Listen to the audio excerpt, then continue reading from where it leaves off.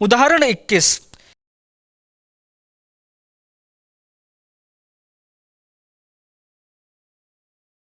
एक कंपनी का सकल लाभ अनुपात 25% है।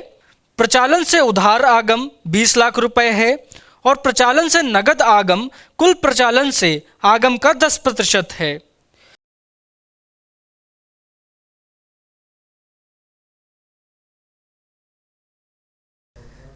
मैं इस पंक्ति को पुनः दोहरा रहा हूं।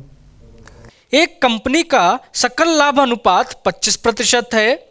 प्रचालन से उधार आगम 20 लाख रुपए है और प्रचालन से नगद आगम कुल प्रचालन से आगम का 10% है।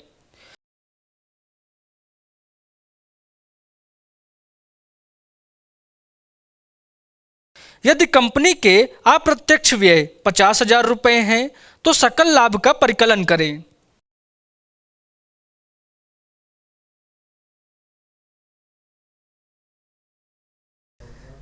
मैं इस पंक्ति को पुनः दोहरा रहा हूं।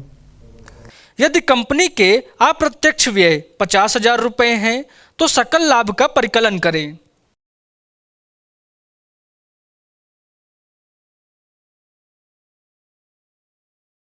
हल। नगद विक्रय बराबर 20 लाख रुपए गुणा 10/90 बराबर 2,22,222 रुपए। इसलिए कुल विक्रय हुई 22,22,222 रुपए। सकल लाभ बराबर 0.25 गुणा 22,22,222 रुपए बराबर 5,55,555 रुपए। निवल लाभ बराबर 5,55,555 रुपए माइनस 50,000 रुपए बराबर 5,05,555 रुपए। निवल लाभ अनुपात बराबर निवल लाभ बटा प्रचालन से आगम गुणा 100 बराबर 5,05,555 रुपए बटा 22,22,222 रुपए गुणा 100 बराबर 22.75%।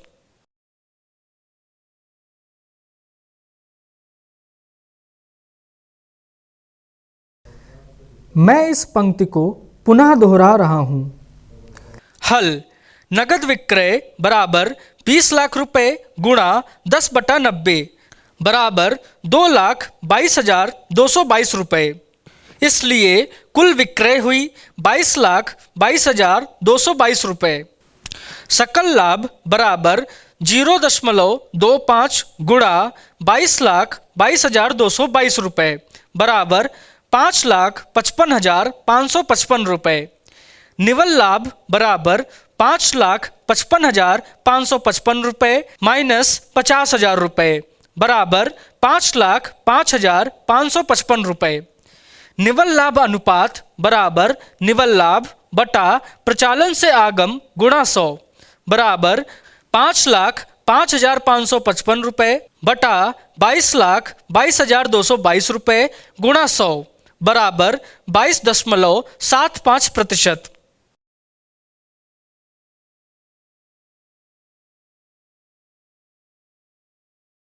आइए अब हम नियोजित पूंजी अथवा निवेश पर प्रत्याय पर चर्चा करते हैं।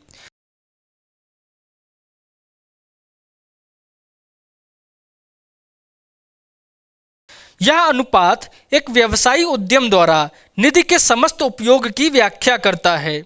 नियोजित पूंजी से आशय व्यवसाय में नियोजित दीर्घकालीन निधि से है, जिसमें अंशधारी निधि, ऋण पत्र और दीर्घकालीन ऋण सम्मिलित हैं।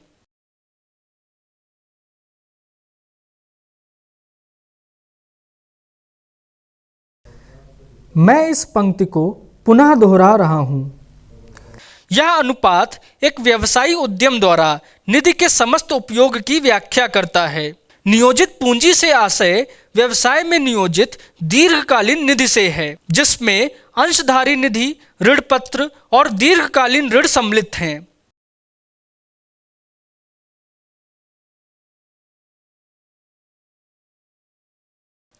वैकल्पिक रूप से नियोजित पूंजी में गैर चालू परिसंपत्तियां और कार्यशील पूंजी शामिल हैं। इस अनुपात की गणना हेतु लाभ से आशय ब्याज और कर से पूर्व लाभ PBIT से है, अतः इसे निम्न प्रकार ज्ञात किया जाता है।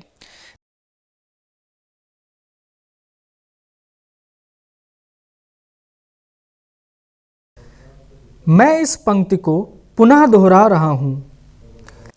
वैकल्पिक रूप से नियोजित पूंजी में गैर चालू परिसंपत्तियां और कार्यशील पूंजी शामिल हैं। इस अनुपात की गणना हेतु लाभ से आशय ब्याज और कर से पूर्व लाभ PBIT से है, अतः इसे निम्न प्रकार ज्ञात किया जाता है।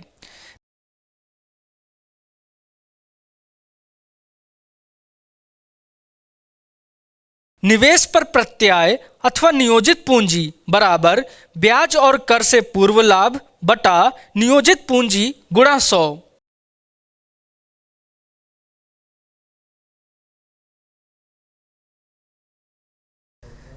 मैं इस पंक्ति को पुनः दोहरा रहा हूँ। निवेश पर प्रत्याय अथवा नियोजित पूंजी बराबर ब्याज और कर से पूर्व लाभ बटा नियोजित पूंजी गुणा 100।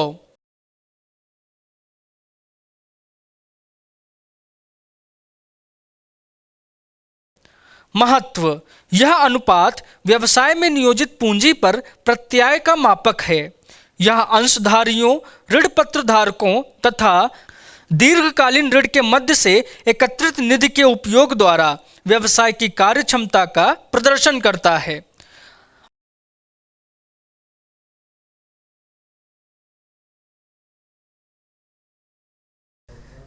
मैं इस पंक्ति को पुनः दोहरा रहा हूँ।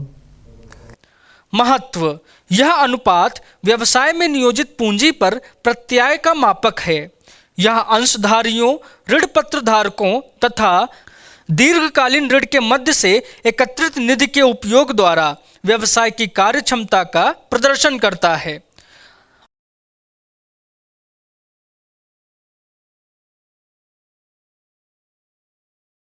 अंतर फर्म तुलना के लिए नियोजित पूंजी पर प्रत्याय लाभप्रदता का अच्छा मापक है।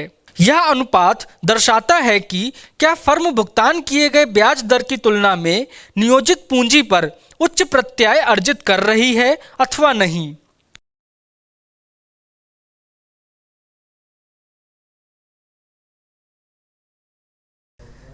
मैं इस पंक्ति को पुनः दोहरा रहा हूँ। अंतर फर्म तुलना के लिए नियोजित पूंजी पर प्रत्याय लाभप्रदता का अच्छा मापक है। यह अनुपात दर्शाता है कि क्या फर्म भुगतान किए गए ब्याज दर की तुलना में नियोजित पूंजी पर उच्च प्रत्याय अर्जित कर रही है अथवा नहीं।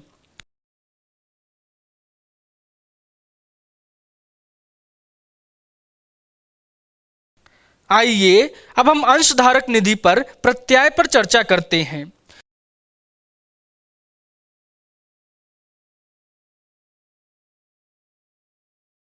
यह अनुपात अंशधारकों के दृष्टिकोण से महत्वपूर्ण है, जो यह दर्शाता है कि क्या अंशधारकों द्वारा फर्म में किए गए निवेश पर उपयुक्त प्रत्याय अर्जित हो रहा है अथवा नहीं।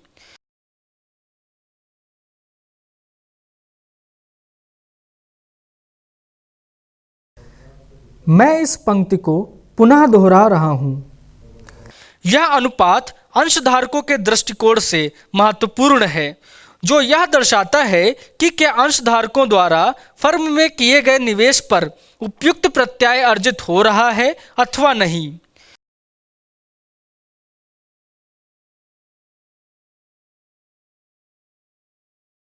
यह अनुपात निवेश पर प्रत्याय से अधिक होना चाहिए, अन्यथा इसका मतलब है कि कंपनी की निधियों का लाभप्रदता निवेश नहीं किया गया है।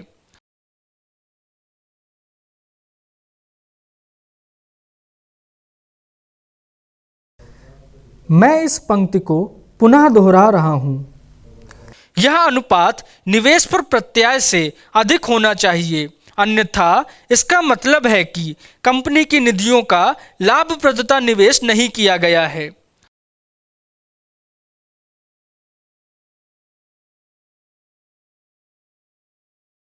अंशधारकों के दृष्टिकोण से लाभप्रदता के बेहतर मापन की गणना कुल अंशधारक निधि पर प्रत्याय को निर्धारित करके की जा सकती है। इसे निवल संपत्ति पर प्रत्याय RONW भी कहा जाता है और इसकी गणना निम्न प्रकार की जाती है।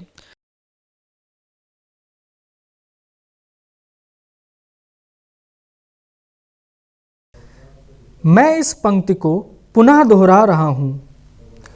अंशधारकों के दृष्टिकोण से लाभप्रदता के बेहतर मापन की गणना कुल अंशधारक निधि पर प्रत्याय को निर्धारित करके की जा सकती है। इसे निवल संपत्ति पर प्रत्याय RONW भी कहा जाता है और इसकी गणना निम्न प्रकार की जाती है।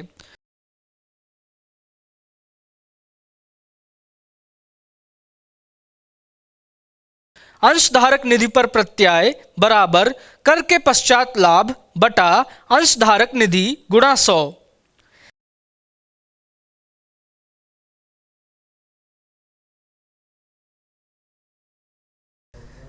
मैं इस पंक्ति को पुनः दोहरा रहा हूं।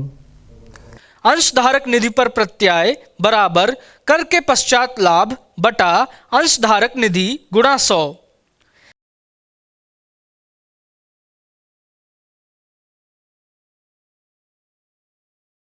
आइए अब हम प्रति अंश अर्जन पर चर्चा करते हैं। इस अनुपात को निम्न प्रकार परिकलित करते हैं। प्रति अंश अर्जन EPS बराबर समता अंश धारकों के लिए उपलब्ध लाभ बटा समता अंशों की संख्या।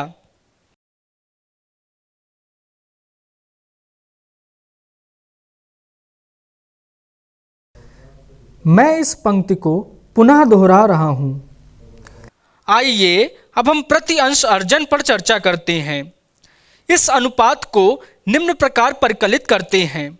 प्रति अंश अर्जन EPS बराबर समता अंश धारकों के लिए उपलब्ध लाभ बटा समता अंशों की संख्या।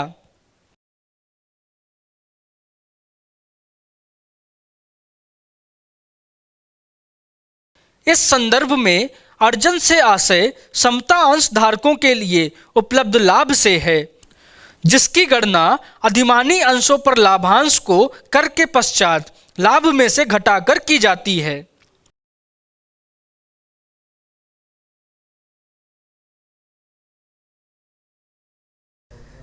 मैं इस पंक्ति को पुनः दोहरा रहा हूं। इस संदर्भ में अर्जन से आशय समता अंश धारकों के लिए उपलब्ध लाभ से है, जिसकी गणना अधिमानी अंशों पर लाभांश को कर के पश्चात लाभ में से घटाकर की जाती है।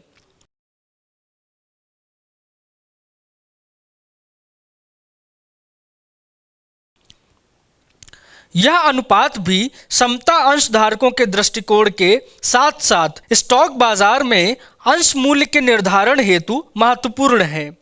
यह अन्य फर्मों के साथ औचित्य एवं लाभांश भुगतान की क्षमता की तुलना के लिए सहायक होता है।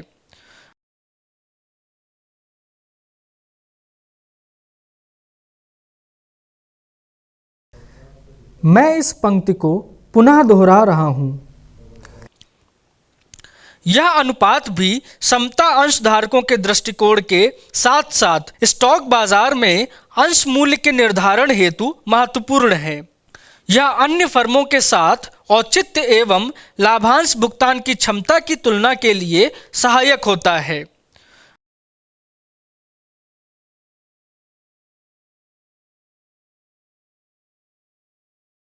आइए अब हम प्रति अंश पुस्तक मूल्य पर चर्चा करते हैं।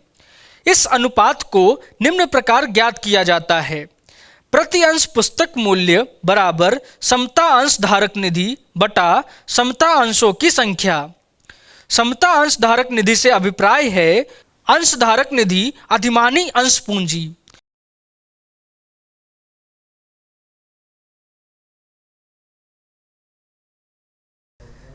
मैं इस पंक्ति को पुनः दोहरा रहा हूं। आइए अब हम प्रति अंश पुस्तक मूल्य पर चर्चा करते हैं। इस अनुपात को निम्न प्रकार ज्ञात किया जाता है। प्रति अंश पुस्तक मूल्य बराबर समता अंश धारक निधि बटा समता अंशों की संख्या। समता अंश धारक निधि से अभिप्राय है अंश धारक निधि अधिमानी अंश पूंजी।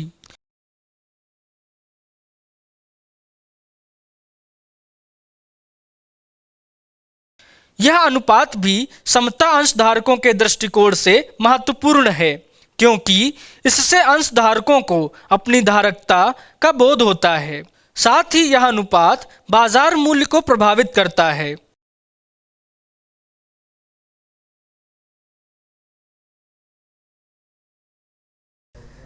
मैं इस पंक्ति को पुनः दोहरा रहा हूँ। यह अनुपात भी समता अंशधारकों के दृष्टिकोण से महत्वपूर्ण है, क्योंकि इससे अंशधारकों को अपनी धारकता का बोध होता है। साथ ही यह अनुपात बाजार मूल्य को प्रभावित करता है।